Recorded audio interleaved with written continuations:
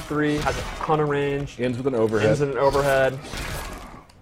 4-2, if you use the butt of his sword, he advances a lot before going into it. I'm a big fan. He's got a big boot, a big leg. It's like Sweet Chin music. He's got a low combo starter. He does not have an overhead combo starter. So again, a theme with this game is characters have like a really good low overhead, but then the other one's not so great. So he'll use his standard hop attack. What's up with that dino head back there, bro? Goro's Lair. Yes. Oh, one thing we didn't mention, we have added. We've been asked for it. More stages have been added. Goro's Lair here. Got a couple more as well. We will be having some background breakdowns. Always hard to say. Very soon. We were going to do it this week, but the guys who are going to do it are at GDC. So we'll get there. So another one of his strings, I think it's one of his best range strings because it's super fast, is his forward 1. The downside is it starts with a high, so it'll lose to a down attack, but you can see it advances super fast. It just kind of slaps you. And this one is actually... All right, Steve, just go as fast as you can. A crushing blow.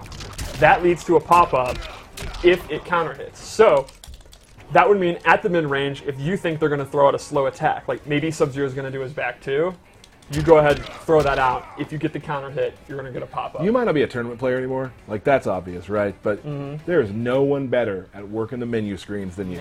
It's practice. Check out his throws. Do you just grind menu working? No, it just comes naturally. Wow. All right, so let's go over his special moves. That's kind of a taste of his normal attacks, which are, you really can't go wrong at mid-range. Oh, another cool thing is those daggers, the snake daggers, he now uses them more. You can see he uses them, his hop attack, his combos and stuff. Like when you start a match with Kotal, like right from this distance, like what are you thinking? If you know that they're not going to do like a low attack, you can't go wrong with starting with forward 1. But then if you read that, you can do his down 4. Ooh, that's good. You could go for a jump in. You could go for his forward 2, which is on the slower side, but that's what complements the forward 1. Gotcha. So let's go over his special attacks. Yep. The key ones from MKX are back with new animations, and they're slightly different, but the core of them's back. Like, we talked about his daggers, his parry's back. He can hold it. If the opponent attacks, he'll absorb the attack. And then have his advantage. And then he can have his advantage and go for a combo. Yep. The disc is back. It's super fast in this one. It does a lot of damage. I love the effects of it breaking on the body. Yeah, that looks super cool. Really nice. His Sunbeam is back. If he's standing in it, he actually gets life back. Nice. Then he has several new moves, which this is one of my favorites, the Saw move. It's a great combo ender, and it's just absolutely nasty looking. There was something kind of in MKX where he went over and did a Saw. This lifts him straight up, which I think is awesome. So this has a crushing blow. If the move hits as an anti-air and counter hits, which... Oh, here we go. There we go. A counter hit or a punish as an anti-air, you get a crushing blow, and he gets significantly more damage.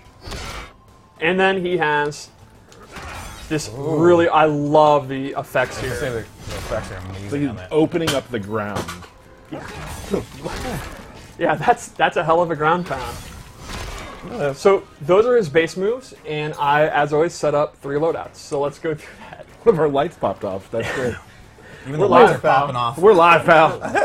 We're popping off. We'll fix that momentarily. All right, so the first one I gave him is an amplified sun disk, where he uses a beam of light from the sun, which is canon here in Goro's Lair. You can see it on Goro's corpse, right? He's just reflecting and it's a full-screen beam attack. That's probably why Goro died, is because he got burned. A lack of sunlight? Right. Oh, he got burned or a lack of I mean, sunlight? it's sunlight right on him. This is not a lore minute. I do think it's nice to think that the prince died in his home. You know? Yeah. Like, that's how I want to die. He had a like, peaceful death. in my chair, you know... In your lair. In my lair, right. My apartment, my lair. My little Oni buddies around. Right. Anyway, this loadout I based on totems. So he has 4 totems in total. You can equip 2 at a time. So I went with this one, which gives him a damage buff. So you can see, here's the damage on the string, 154. I have this bad boy out. It's doing 184. Okay. Now here's the new feature. So that's very similar to MKX, but we always try to advance things. You can actually now stack totems. Stack them totems. How many can you stack? You can stack up to 3 times, so let's look at the damage now. Yep. And that'll add each buff. Wow. You can also stack multiple totems. So, this totem is his Blood Absorb, the Blood God totem, where every time he hits you, the blood gets absorbed in the totem. And when it times out, that'll actually go to Kotal's health. You'll see all the blood he's absorbing, and when it times out, he's going to get health back. So you can full actually health do right it. now, so Yes, yeah. but so you can have this totem out, then a damage one, and then another damage one, or vice versa, or 3 of one. So he has 4 different totems you can choose from. For another one that I didn't equip, it's really cool. It buffs his his stamina regen.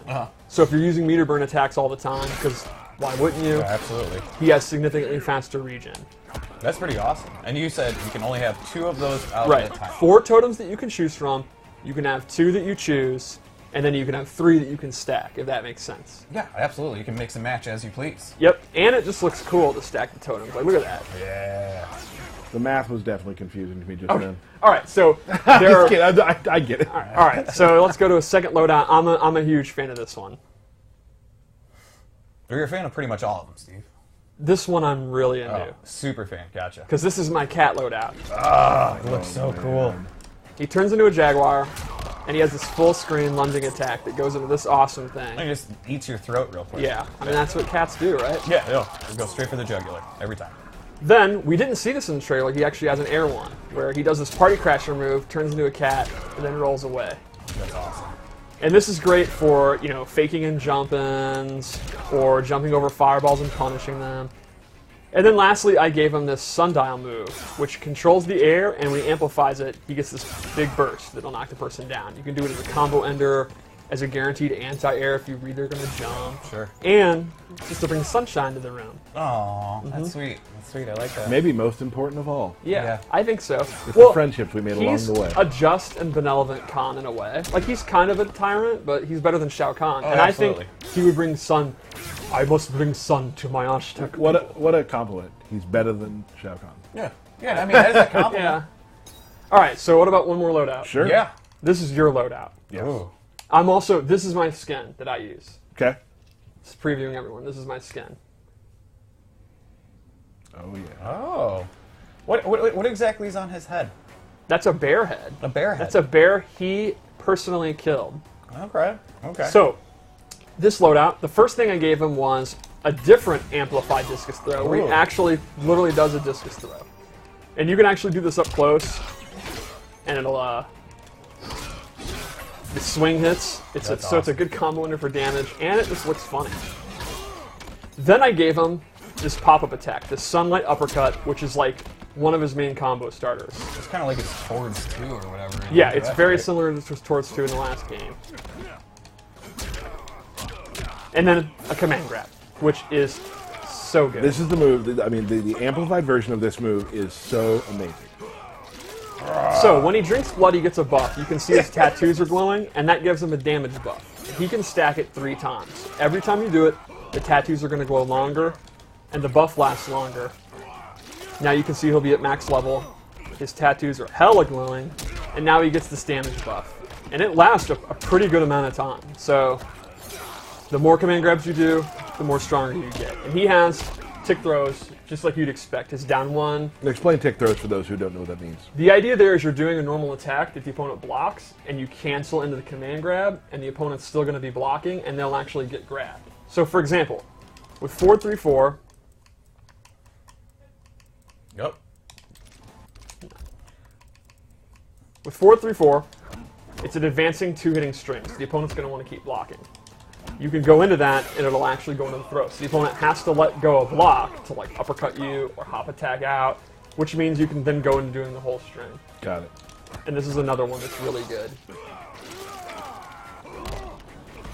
So those are my Kotal Kahn loadouts. I would say he's pretty similar to the flavor of MKX. Great range, the command grab's back, the totems are back. Right. But with the new discus moves, there's a couple other abilities. The cat stuff by far. I mean, so cool. Imagine not equipping the cat move. I can't. I don't want to live in Well, that that's the world. thing, though. There's so many. But you can, yeah.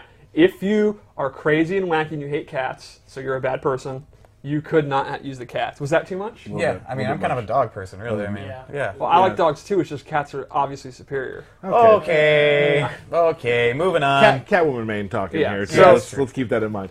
We always like to talk about what character archetype do people like. To me, he's a grappler and just an absolute brawler. Like, again, playing him, I was playing with Matt in the QA lab the other day, and we were just giggling playing Kotal because he's just an absolute powerhouse. Like, his animations are awesome. He's a little on the slower side, but his damage and his range make up for it. It feels like you're controlling a Shao Kahn or a Goro or one of those just monsters like Moloch. Like a boss. Yeah, it's awesome. I'm excited to see a full-on Kahn battle.